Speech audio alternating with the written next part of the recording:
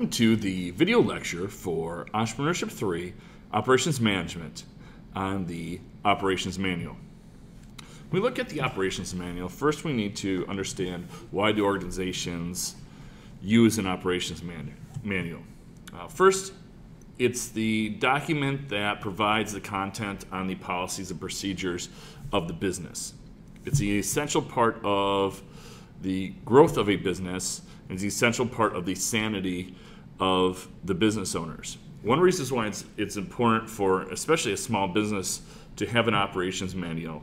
Many times small businesses will function in the head and the mind of the owner. And as the business starts to expand and more employees are added, sometimes the level of service and level of knowledge starts to diminish because everything was within the scope and concept of the owner. And so as a business grows, it's important for the business owner to write down policies and procedures specifically, so when new employees are put into place, they understand what is expected of them and how things should be completed.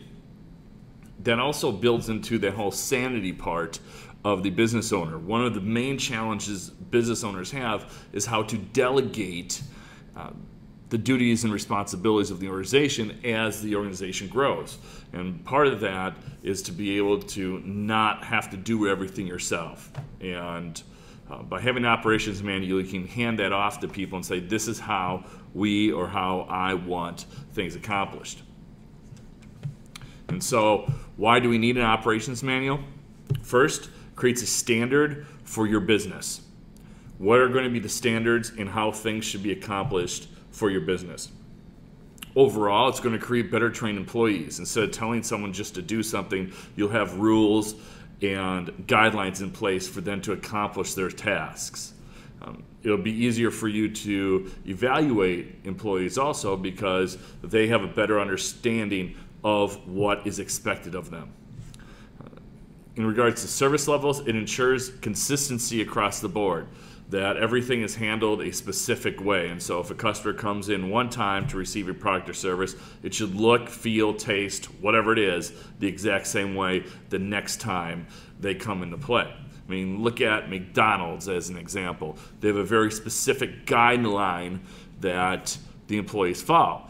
And even with the thousands of locations they have worldwide, they try to ensure that a quarter pounder is going to taste the exact same way no matter what McDonald's you have it at. It also creates a history of institutional knowledge. A lot of times institutional knowledge resides within the business owner. Well, business owners at certain points in time might want to do these crazy things like take a vacation, have a day off. And so if they have an operations manual, it makes that process easier to happen. Also, it automates your business. And so instead of having to go over information over and over again, this will help automate your business in general. So what's in the operations manual?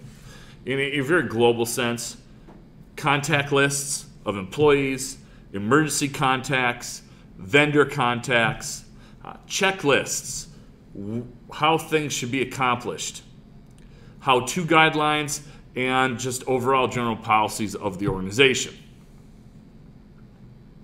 Thank you for watching this video on the Operations Manual. Please continue to watch the other videos that I have posted on this topic.